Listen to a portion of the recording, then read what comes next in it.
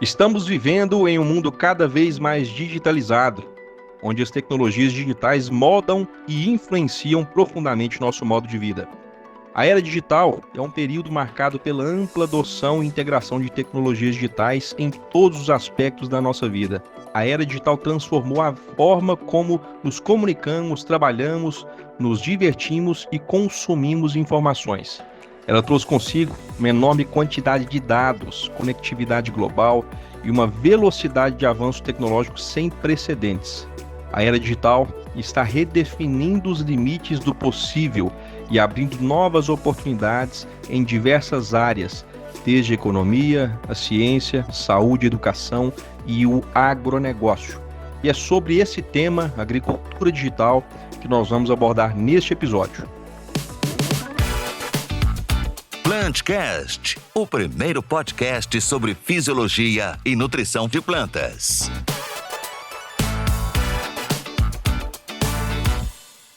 Seja bem-vindo, bem-vinda ao episódio de número 111, olha que número bonito, 111, do PlantCast, idealizado e apresentado pela ICL. Eu sou Ismael Andrade e agradeço por sua audiência nesta grande comunidade do agronegócio. Para compor o time ICL, está aqui comigo João Pasqualino, engenheiro agrônomo, mestre em ciência do solo, doutor em nutrição e fisiologia de plantas e é gerente de serviços digitais da ICL América do Sul. Bem-vindo, João Pasqualino. Olá, Ismael, bem-vindos, ouvintes. É um prazer tê-los conosco. Maravilha, os ouvintes aí sempre nos acompanhando, né, João? E trazendo toda a sua expertise, sua experiência, dou as boas-vindas ao nosso convidado especial deste episódio, Sárvio Valente, graduado em Engenharia Agrícola e Ambiental pela Universidade Federal de Viçosa, mestre e doutor em Engenharia Agrícola pela UFV, pós-doutor pela University of Illinois, nos Estados Unidos. Atualmente, Sárvio é professor da Universidade Federal de Viçosa, é um dos autores do livro Agricultura Digital, referência neste assunto, né, publicado no Brasil e também no exterior, e é criador de conteúdos sobre agricultura digital e inteligência artificial aí nos meios digitais, né, com o seu perfil no Instagram, @agricultura de precisão.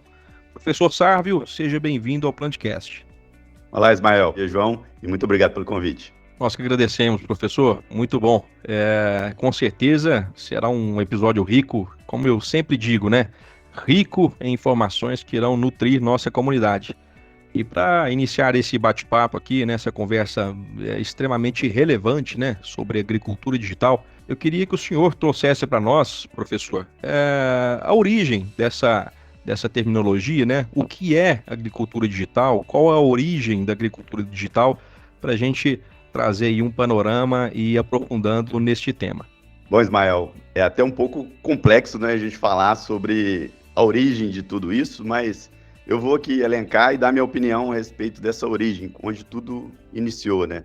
Podemos dizer que o início foi ali com o avanço, né, do GPS, sistema global de posição que a gente tem, né? A gente usa isso a todo momento, todos os dias, mas isso há alguns anos atrás não era tão comum, né?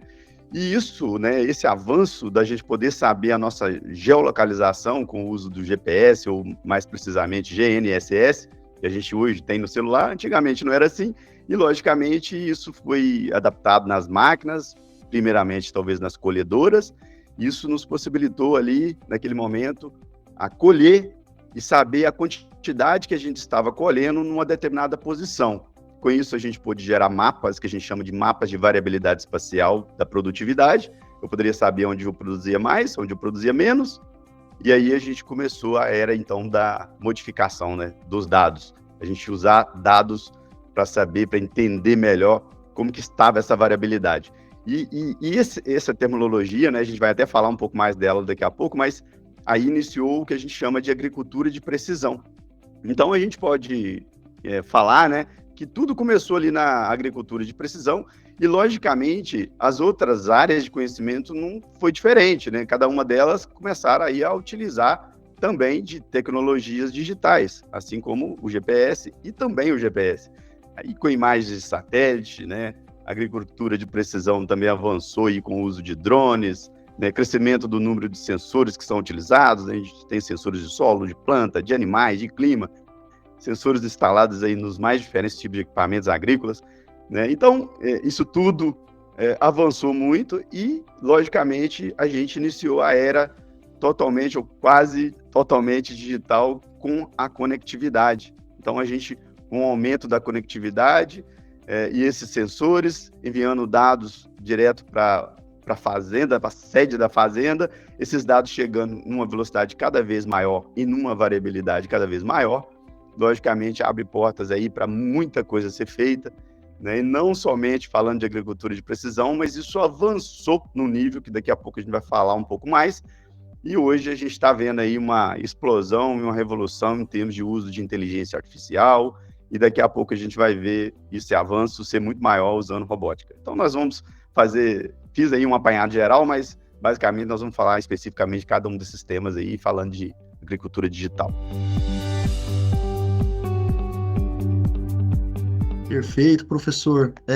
Em relação à agricultura de precisão, agricultura digital, acho que nós temos um paralelo aí e acaba gerando alguns pontos de dúvida. O que exatamente cada um representa dentro do nosso contexto da agricultura? E nós sabemos que, pelo apanhado geral que o professor fez, nas últimas décadas, a agricultura de precisão e digital ganhou uma expressão, um destaque monstruoso, né? Até a terminologia a gente tem que tomar um pouquinho de cuidado.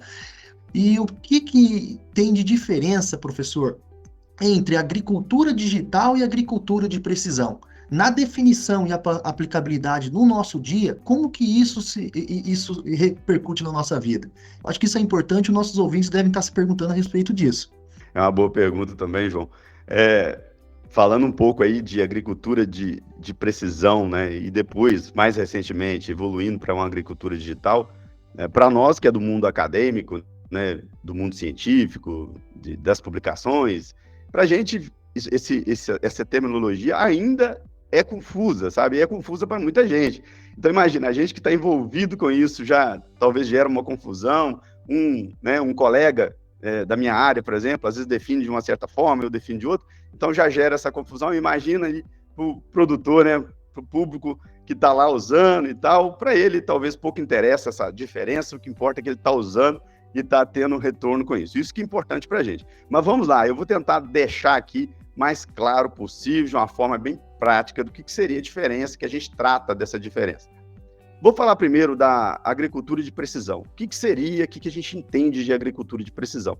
Agricultura de precisão, para a gente, no meio científico e meio acadêmico, é a gestão da variabilidade espacial e, às vezes, até temporal. Então, o que significa isso? Significa o seguinte, eu tenho lá um talhão agrícola e naquele talhão a gente tem uma determinada porção daquele talhão que produz muito e uma determinada porção que produz pouco. Então a gente tem dentro do mesmo talhão uma alta produtividade e uma baixa produtividade. Daí vem a seguinte pergunta, né? Bom, se tem um local que eu produzo muito e tem um local que eu estou produzindo menos e eu passei a conseguir medir isso através de, sei lá, de sensores, imagens, né, de satélite, eu consigo enxergar essa variabilidade, então vem na minha cabeça, olha, será que eu não consigo, então, pegar uma área que tem uma produtividade menor ou mais baixa e verificar e analisar o que eu tenho de problema ali que eu poderia consertar, digamos assim, né? Então, agronomicamente falando, a gente poderia ter ali um problema de compactação do solo, posso ter um problema ali de nematóide, um problema de correção de calagem, por exemplo. Enfim, eu posso ter N mais um problema agronômico que está deixando, né, evitando que a gente produza mais naquela região, naquela área específica que eu estou produzindo pouco. Então, aí vem da nossa cabeça a seguinte ideia. Bom, será que eu posso fazer uma gestão dessa variabilidade espacial? Eu posso ir lá e analisar o que eu tenho de problema? Ou simplesmente, João, eu posso simplesmente chegar à conclusão que aquela área que eu estou produzindo menos, não adianta eu ficar ali adubando a torta e a direita, porque aquela área é uma área naturalmente que produz pouco, porque ali existem fatores limitantes que não vai fazer com que eu produza muito. Então, não adianta eu pesar a mão ali no fósforo, no potássio, porque ali é uma área que realmente não dá o retorno que eu precisaria ter. Então, a ideia da agricultura de precisão é a gente fazer gestão. A gente gosta muito de falar em termos de lucratividade, né? Eu consegui obter a lucratividade do meu talhão. ponto a ponto. Então, ao tal ponto que eu faço os inputs, eu gasto um determinado valor ali e eu tenho um retorno. Aquele retorno meu é a produtividade. Então, a gente fazendo esse balanço de quanto de input que eu vou colocar, ou seja, quanto de fertilizantes, insumos agrícolas, tratamentos fitossanitários que a gente vai fazer naquela área, de tal maneira que eu tenho uma certa lucratividade ali. E, logicamente, a nossa ideia é maximizar essa lucratividade do talhão como um todo, ok? Essa é a ideia. Então, veja bem, a ideia é a gente fazer gestão disso, gestão da variabilidade espacial. Isso não significa, João, que a gente vai estar usando tecnologia.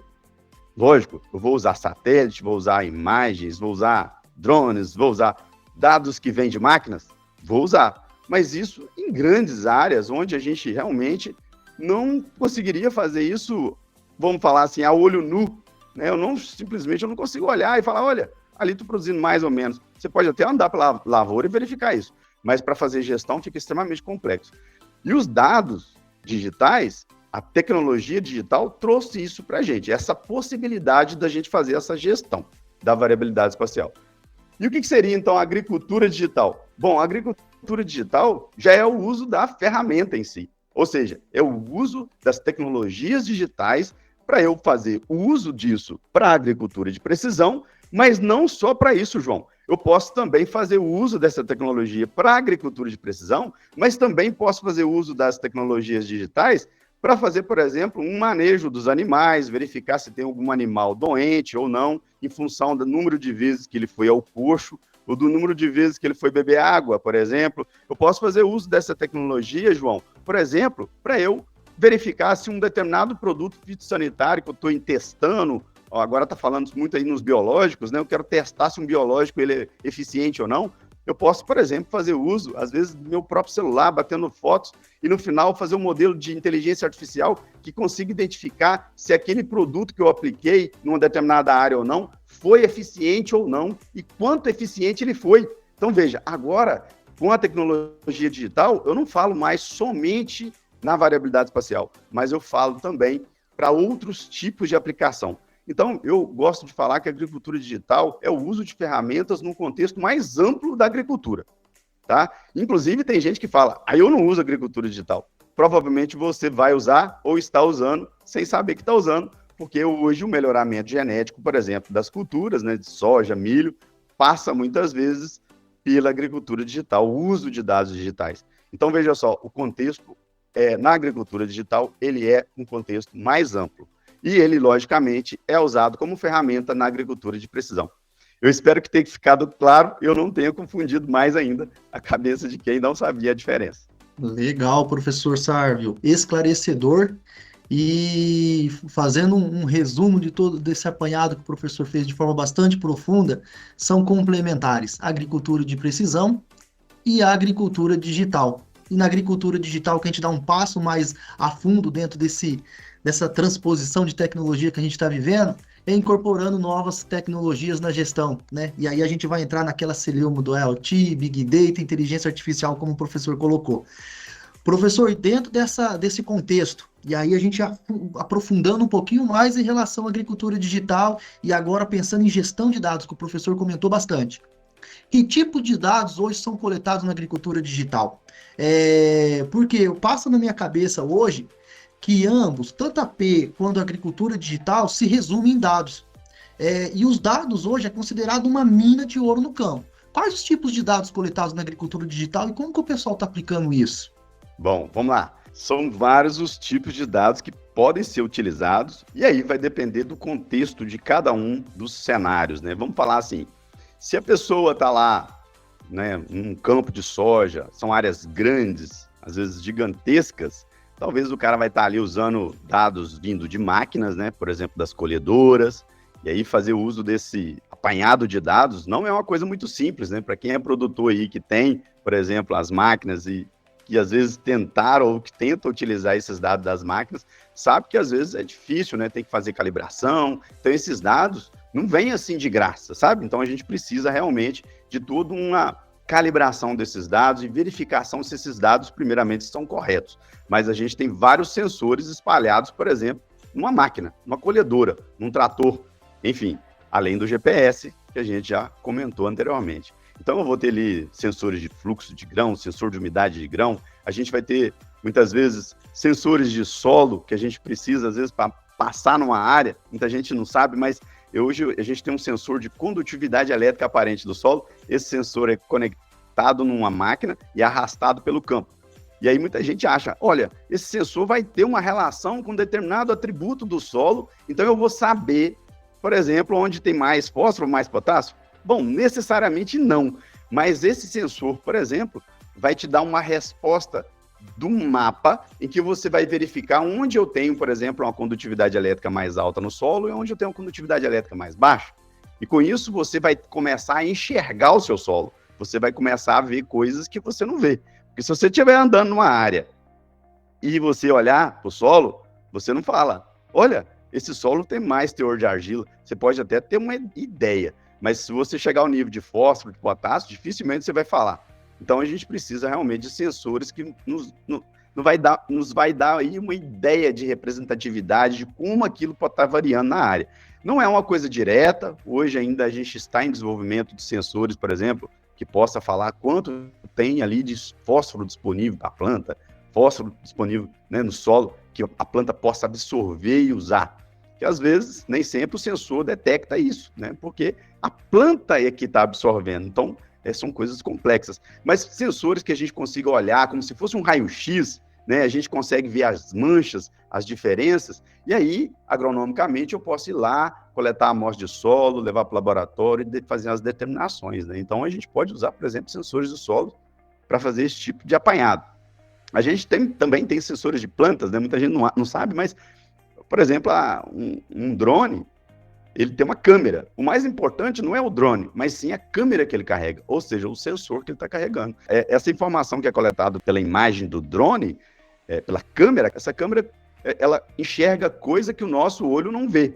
Ou seja, então ela detecta energia eletromagnética que vem do sol, que bate na planta e reflete.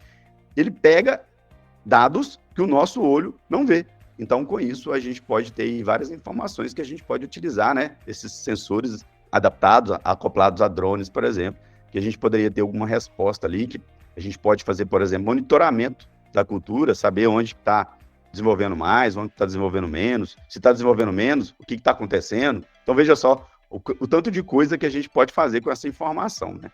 A gente também tem sensores de clima, ou seja, a gente pode espalhar aí estações meteorológicas e fazer previsões mais precisas, né? De tal maneira que a gente pode fazer gestão das máquinas, por exemplo. Aonde que eu devo começar a colher, onde eu não devo colher, né? Para a gente não perder o nosso tempo. E também a gente tem dados aí de sensores de animais, né? Eu comentei com vocês, mas, por exemplo, o animal vai comer lá no coxo, e aí tem o brinquinho dele, é um sensor, detecta ali, por exemplo, se ele entrou e qual animal que entrou justamente para comer alguma coisa, a ração. E aí esse animal foi detectado, e aí eu peso o coxo e taro ele. Quando o animal sair, eu falo, o animal comeu tanto. Eu sei a quantidade, por exemplo, a gente consegue monitorar qual é a quantidade que cada animal comeu. Eu posso fazer a mesma coisa para a água, né? Então o pessoal aqui da UFV, o pessoal da zootecnia aqui da UFV tem trabalhado muito com isso, né?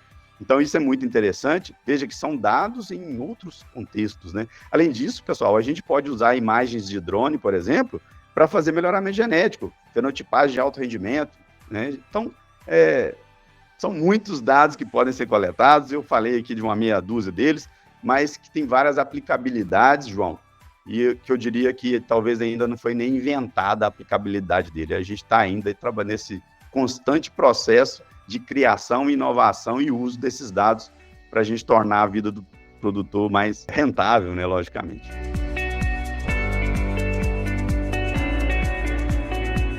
Professor Salvo, então a gente está gatinhando ainda dentro da agricultura digital e tem um campo que não está sendo explorado ainda enorme, que abre oportunidades para nós, né?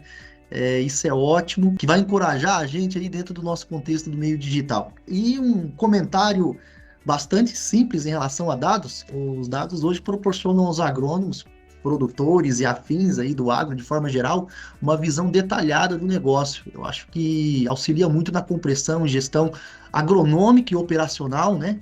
E ignorar o potencial dos dados hoje é dar um tiro no pé, né, professor? Exatamente. Não pode fazer isso de jeito nenhum. Então, veja a importância da coleta de dados, do processamento de dados e como que a gente pode trabalhar essas informações, como bem colocado pelo professor. E a aplicação prática dos dados, professor, quando eles são coletados, como que funciona essa questão dos processamento mesmo, por trás de todo esse processo? Como que os modelos são gerados e, no final, como que isso se converte em tomada de decisão? E aí tem uma palavra mágica dentro do nosso contexto, com assertividade e representatividade para a gente buscar o quê? Rentabilidade e sustentabilidade do negócio. Você acha, professor, no seu ponto de vista e experiência que você tem visto hoje aqui em Brasil, rentabilidade e sustentabilidade está conectado com a agricultura digital? E a gente consegue ser muito mais assertivo do que a gente ficar simplesmente tentando processar esses dados de forma particular e não contar com a ajuda de uma máquina? Você acha que a máquina veio para somar e ajuda a gente na rentabilidade e sustentabilidade do negócio? Isso é importante deixar o nosso ouvinte a par disso, porque até quando a gente pode contar com essas tecnologias? Ô, João, tem aí um monte de pergunta, né? Vou tentar desatar esse nó aí. Mas, vamos lá. Em termos de processamento de dados, quais são os processamentos, né? Quais são as etapas para a gente conseguir usar esses dados? Vai depender muito da fonte do dado e para qual objetivo a gente deseja. Tem gente que acha que é extremamente complexo, mas não, né? Às vezes coisas muito simples podem ser feitas e decisões podem ser tomadas. Às vezes até mesmo sem gerar nenhum modelo, viu, João? Porque, às vezes, dependendo da situação, o dado vem meio que pronto para a gente poderia fazer uso dessa informação. Hoje, a gente tem várias plataformas digitais aí que já fornecem essa informação para a gente quase que diariamente, né, a respeito da lavoura. Então, a gente poderia, por exemplo, fazer um acompanhamento, né, verificar ali questões de gestão mesmo, né, de acompanhamento, monitoramento da cultura, do desenvolvimento daquela cultura. Então, a partir desses dados aí que está sendo gerado a todo momento, a gente poderia fazer esse acompanhamento. Mas depois que passou, aquele dado se perde, acabou? Na verdade, não, né? Aquela informação passada, de safras passadas, poderia nos trazer informações extremamente importantes. Então, aí a gente entra, talvez, num nível 2, por exemplo, que seria a gente pegar esses dados, por exemplo, dados que passaram, e eu posso analisar, olha, como que foi a safrinha de milho? E eu posso analisar essa safrinha como que foi em termos de, por exemplo, de variabilidade. Onde eu tinha local na minha área, no meu talhão, que tinha um desenvolvimento maior ou menor da cultura? Tinha? Ah, então beleza. Você verificou isso lá na safrinha. Depois veio outra safra de soja, por exemplo, e aí você novamente faz aquela análise. E aí você começa a identificar que uma determinada área está tendo um padrão, ou seja, as plantas estão se desenvolvendo menos ou mais em determinados locais do talhão.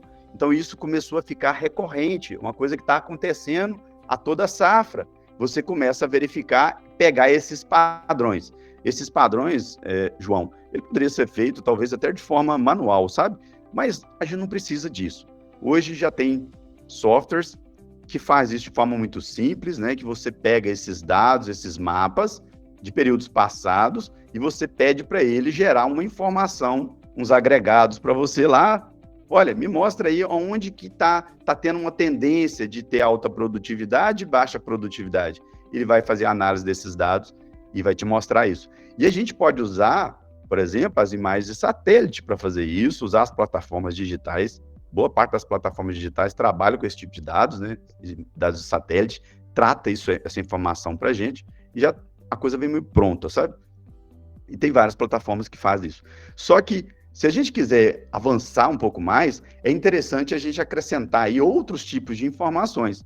Eu sempre digo, João, que o melhor sensor de uma área, de um talhão, é a própria planta. É o quanto aquela planta produziu. Então, na minha opinião, uma das melhores informações que a gente pode gerar é a informação mapa de produtividade, né? Que foi uma das primeiras coisas que eu falei aqui no podcast. Então, você pode ir lá e fazer um mapa da produtividade de 3 diferentes safras ou de 3 anos consecutivos, e aí você vai poder, por exemplo, agregar essas informações e pegar aquilo que eu falei, pegar uma tendência. Onde que eu estou tendo uma tendência de produzir pouco? Aí você pode enviar um agrônomo lá e falar, olha, por que eu estou produzindo pouco naquele local? Aí o agrônomo vai lá, faz uma análise daquilo tudo e verifica, por exemplo, que ali tem um problema de nematóide, né? Ou, às vezes, aquela questão, né, não tinha problema nenhum o solo lá é assim mesmo e nós temos que usar ele daquele jeito, porque ele é assim, não tem correção que dá jeito. Então, só Deus para dar jeito naquele solo. Então, a gente tem que, logicamente, adubar, fazer uma adubação, por exemplo, a taxa variada. E aí eu vou para um processamento diferente agora. Eu vou fazer a análise do solo e vou fazer recomendação à taxa variada, recomendação de fertilizantes à taxa variada. E aí eu vou fazer depois a aplicação de adubo à taxa variada com base nesses dados que a gente coletou. Veja só, isso é agricultura de precisão, né? Então é muito interessante porque a gente pode depois olhar o passado, verificar o que eu apliquei, o que eu tive de retorno, e a gente entra num loop, sabe, João? A gente vai olhando aquele negócio, aquilo vai girando, porque eu coleto o dado da produtividade, faço a recomendação, depois eu coleto o dado da produtividade de novo, a gente fica girando, e a ideia é que a cada safra, a cada ano, a gente cria aí melhorias contínuas no nosso talhão. Tá? Essa que é a ideia. Mas é lógico, com a agricultura digital, a gente pode coletar outras informações para outros fins. Então eu posso, por exemplo, coletar imagens de drone, por exemplo, para avaliar se uma determinada variedade de soja, ela tem uma tendência, por exemplo, de acamar, né, criar esses acamamentos, e aí a gente poderia fazer, por exemplo, melhoramento genético. Para tomate a mesma coisa, né? Será que existe, por exemplo, variedade de tomate que é mais resistente a uma determinada doença? Então, a gente tem aí um monte de aplicação que a gente pode fazer e a gente pode coletar uma quantidade muito grande de dados. E vocês estão vendo aí, né? Com tudo isso aí, logicamente, o produtor ele vai ter um retorno dele, né? Mas eu acho que, no fim, quem ganha bastante, João, com isso tudo, acaba sendo a população, sabe? Que a gente consegue, às vezes, produzir mais com menos e, logicamente, a gente conseguir colocar o alimento na mesa do consumidor de forma mais barata, né? A gente consumindo menos, gastando menos combustível, né? É bom para o meio ambiente e, logicamente, às vezes adubando uma cultura da forma mais correta possível e evitando aí de contaminar os lençóis, né? Contaminar o solo e assim sucessivamente, sem jogar dinheiro fora. Essa que é a ideia e esse que é o princípio de tudo. Muito bom, professor Sávio. E no frigir dos ovos, então, nós temos um amaranhado de oportunidades, né? Então, e quando fala dados, a conexão entre a AP e a conexão entre a agricultura digital, com gestões muito mais profundas, é extremamente interessante. E unindo todas essas fontes de dados, seja ele histórico, dados reais e dados basados em previsões, né? Então você imagina aí o tamanho do poder na tomada de decisão e a assertividade que a gente de fato pode alcançar. Que bom que temos isso, né, professor? Torna a agricultura muito mais sustentável e provavelmente o produtor vai ser muito mais rentável também, e eu acho que é um caminho sem volta. Ismael. Sei, João Pasqualino, professor Sávio, eu com certeza compreendo aí a relevância de todo esse movimento, de toda essa evolução, mas ainda com uma visão um pouco limitada, devido à minha formação, devido à minha atuação, né? E eu enxergo a agricultura digital como Ismael, né? Como uma grande ferramenta, né? Uma grande caixa de ferramentas, no qual ali, ao lado dessa caixa, tem o homem, né? Que tem conhecimento para abrir aquela caixa e tirar a ferramenta ou as ferramentas necessárias para fazer interação aí junto com a agricultura, junto com a pecuária, enfim. É dessa forma que eu tenho essa visão. E eu queria entender de você, professor Sávio, como que o senhor enxerga os próximos passos, né? O que está por vir num curto prazo aí para a nossa agricultura, tá? O que vai demorar um pouco mais que nós podemos esperar, e como que o senhor enxerga lá na frente, daqui a algumas décadas, algo que ainda nem está muito tangível aí para o ser humano, mas como é que o senhor enxerga isso? Eu fico pensando, gente, será que vai existir ainda? Será que nós vamos chegar no momento onde que a gente enfia um sensor no solo e ali já sai a análise de solo, análise de fertilidade do solo? A gente faz uma leitura de um laser ali na folha e já sai um resultado de análise foliar em segundos. Então, assim, é nesse contexto que eu queria que o senhor trouxesse para nós a sua visão, né? Como que a agricultura digital vai caminhar em breve, vai demorar alguns anos, e lá na frente, como é que o senhor enxerga isso, professor? Pois, Ismael, é uma boa questão, né? A gente ter essa ideia, né, de como que vai ser e como está sendo a atualidade da agricultura digital, né? É lógico que muita coisa está por vir, desenvolvimento de novos sensores, né? Assim como você comentou. Já vi muita coisa. Nós aqui na UFV, a gente tem feito pesquisas na tentativa justamente disso aí, sabe, Ismael? Eu não diria substituir uma análise de solo, né? Mas porque a análise do solo tem todo um procedimento, toda a técnica para ser feita, mas eu imagino, por exemplo, nós temos trabalhado nisso, em sensores de reflectância, sensores proximais, que você possa colocar ali uma amostra de folha, ou uma amostra de solo, ou uma solução de solo, e aquele ali dá uma resposta para a gente de forma mais rápida, né, e que a gente possa coletar mais informações, porque coletar uma amostra de solo, né, para fazer agricultura de precisão, uma quantidade muito densa, muitas amostras, enviar isso para o laboratório, demora uma certa quantidade, depois gerar esses mapas, isso tem uma certa morosidade, é caro, não é barato, então a gente tem trabalhado nessa tentativa da gente fazer esse desenvolvimento desses sensores.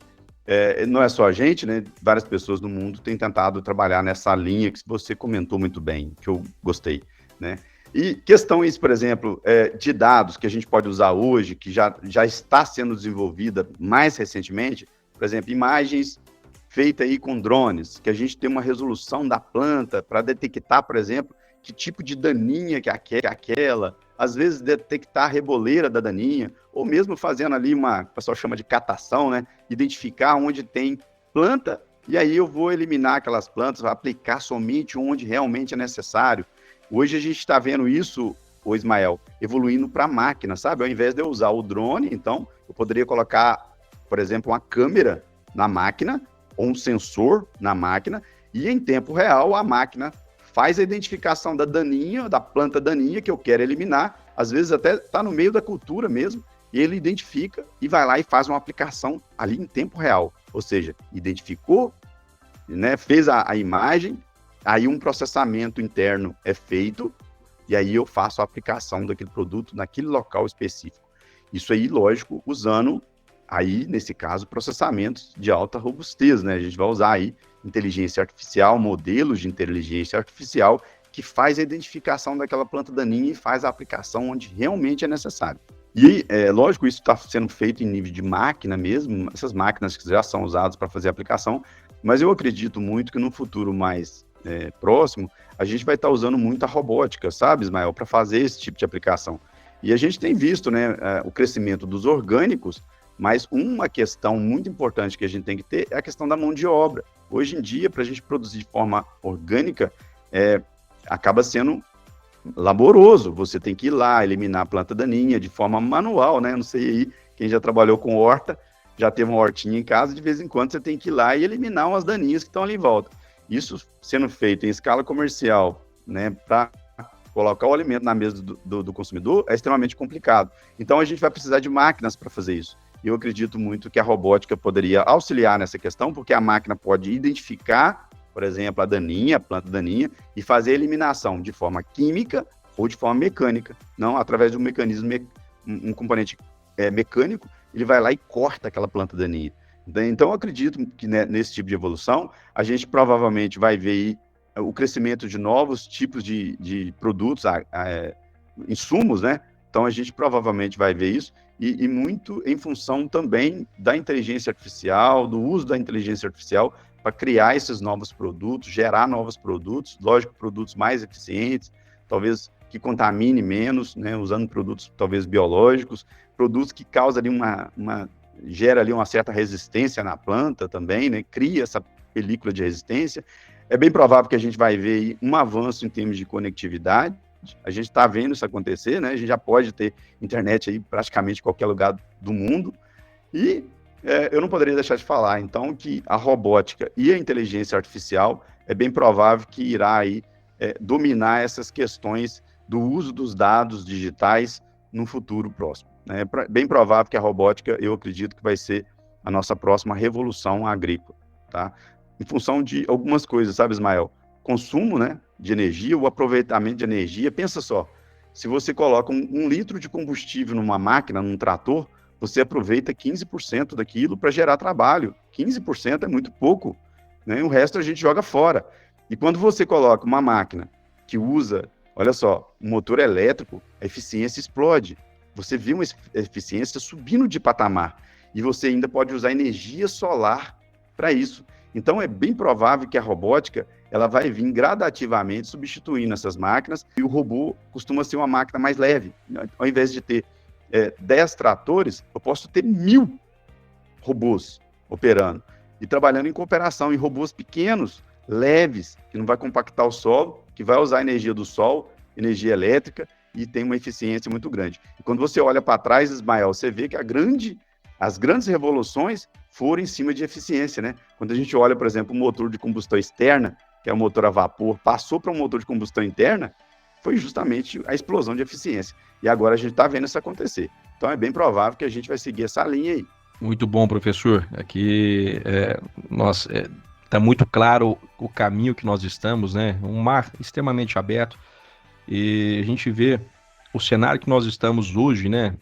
Desde a Revolução Verde, e agora o caminho parece que está mais acelerado, né? Nós vamos passar por uma evolução em um tempo muito mais curto, né? E aqui cabe inúmeros episódios para a gente falar sobre inteligência artificial na agricultura, né? Enfim, nesse contexto de robótica, o professor Sávio, que o senhor comentou, como você acha que isso aí pode impactar o segmento de nutrição, fisiologia de plantas? Tem vários contextos aí dentro dessa visão, vou falar de manejo, né, de fazer manejo da cultura de forma geral, né? Então a gente poderia, por exemplo, pensar que uma máquina, um robô desse poderia caminhar numa área. A gente falou aí do desenvolvimento de sensores, né? Sensores que talvez não vai estimar exatamente o que tem de fertilizante ali no solo, mas vai nos dar uma ideia muito boa, né? Que talvez depois a gente coleta algumas amostras de solo, envia para o laboratório e faz essa calibração. Então, veja só, eu posso coletar usando um robô, porque o robô, na verdade, Ismael, ele é uma plataforma, sabe? Eu vou dar um exemplo aqui que eu gosto muito de usar, uma analogia. Imagina só, antigamente, quando foi inventado o computador, todo mundo escrevia com máquina, né? A máquina de escrever. E aí, quando surgiu o computador, todo mundo pensou assim, olha, agora eu vou poder escrever no computador e apagar quantas vezes eu quiser. Olha só. Então, a gente tinha até um pensamento limitado, né, se você for verificar. E o que veio depois foi uma explosão de softwares, né? Então, veio uma explosão de softwares. Olha só, é bem provável que o mercado de software é muito maior que o de computadores, de máquina, de hardware. E a mesma coisa, um celular, né? O celular tem aí a empresa que produz o celular. E depois que a gente viu, foi o quê? Uma explosão do uso dos celulares, de inovação de empresas que fabricam aplicativos. Então, olha só o crescimento que a gente teve em cima disso, geração de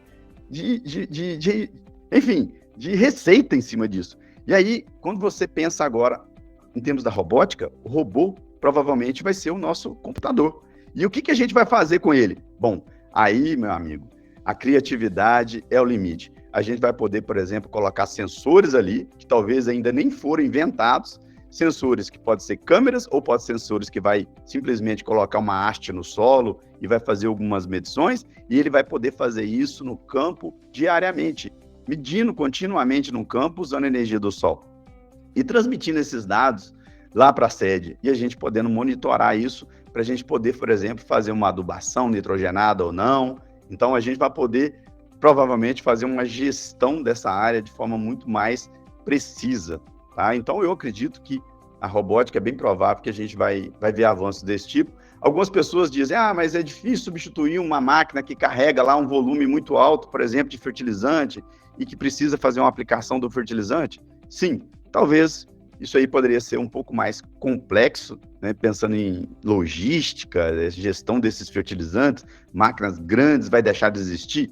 Talvez não, mas é aquela história, né? A gente não pode duvidar de nada, porque há um tempo atrás ninguém acreditava que poderia simplesmente deslizar o dedo numa tela do celular e aquilo ali poderia fazer alguma coisa, né? E a gente viu isso acontecer, então eu diria que a imaginação é o limite. Muito bom, professor. João Pasqualino, que bacana, hein? Muita informação, a gente fica só aqui pensando, né? E feliz de saber o quão estamos evoluindo, né? E o chão que nós temos pela frente aí com inúmeras oportunidades. Queria que você falasse um pouco, João, a sua visão, né, a sua perspectiva no cenário aí que você vem atuando, né? Que você vem observando, o que você vem trabalhando, né? E o que você enxerga disso tudo aí, né? O que nós podemos, enquanto ICL aí, esperar dessas tecnologias digitais? Legal, Ismael. Diante aí de todos os comentários do professor Sávio, eu também tenho um ponto de vista bastante claro em relação a isso. Nós estamos num caminho sem volta e realmente a criatividade ela não tem limites. Então, assim, nós vamos ter uma oportunidade de explorar muitas coisas boas na agricultura para nos dar o quê? Velocidade, para nos dar maior poder na tomada de decisão e sermos muito mais assertivos dentro do nosso contexto agro propriamente dito, buscando rentabilidade e sustentabilidade. São palavras mágicas dentro do contexto da agricultura digital.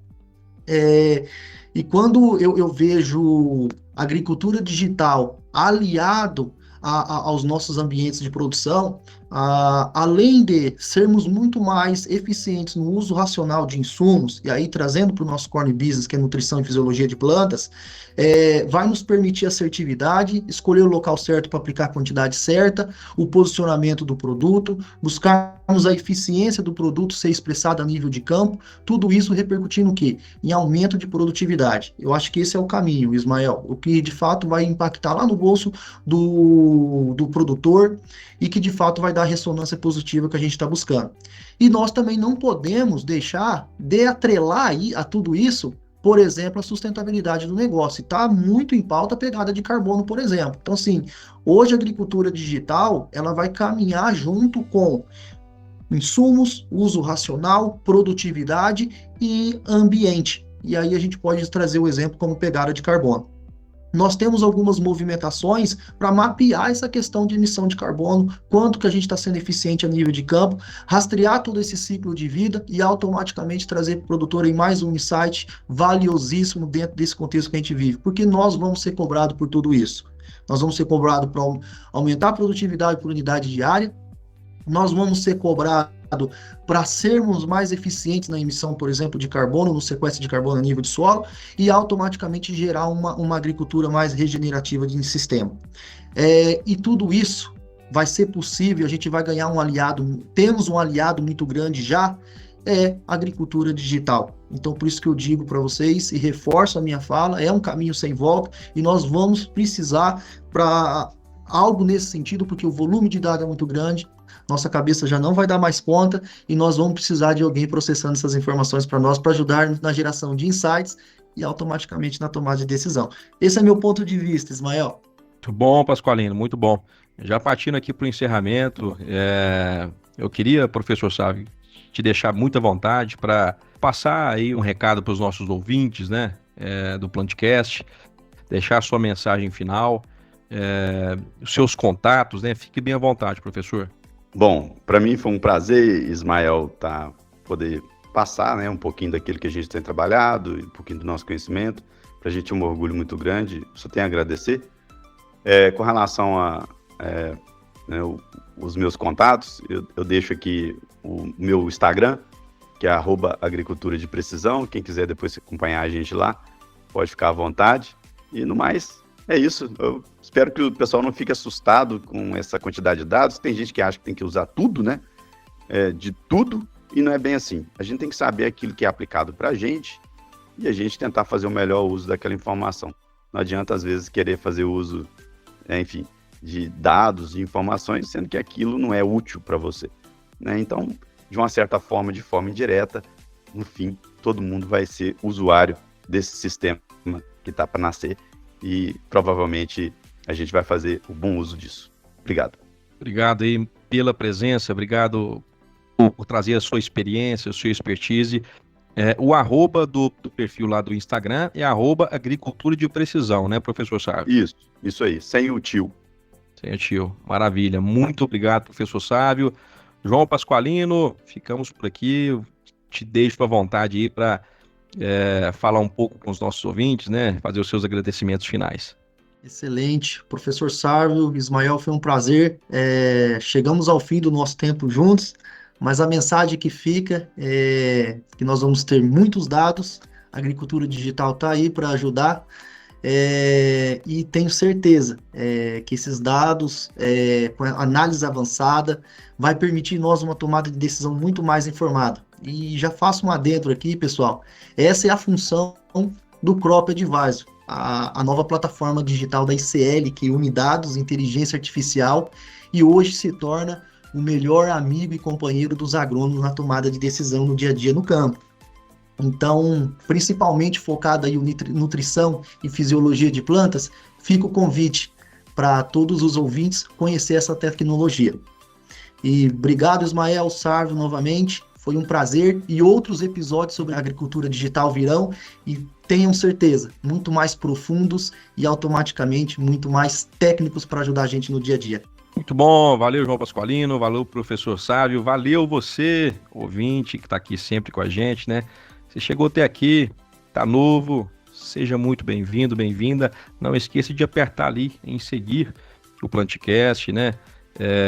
Deixar o seu review, né? As estrelinhas que você achar relevante, compartilhe em seus grupos, né? Faça esse movimento girar e essa comunidade crescer cada vez mais. Também siga ali o perfil da ICL América do Sul no Instagram, acesse também lá no LinkedIn e também o nosso canal no YouTube, só digitar ICL América do Sul. Chegamos ao final de mais um episódio, falamos sobre agricultura digital e nos vemos no próximo episódio do Plantcast. Até mais. O Plantcast é uma produção da ICL, Impacto para um Futuro Sustentável.